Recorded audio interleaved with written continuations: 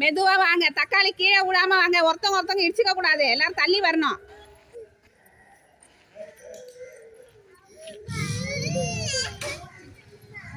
தக்காளி யாரும் பிடிக்க கூடாது, ஸ்பூனை தான் பிடிக்கணும்.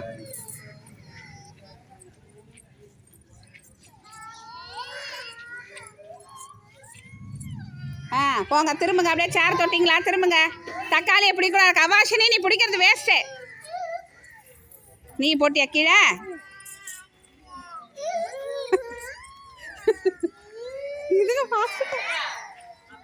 மித்ரா, இங்க வா, எங்க வேடிக்கை பார்க்குற?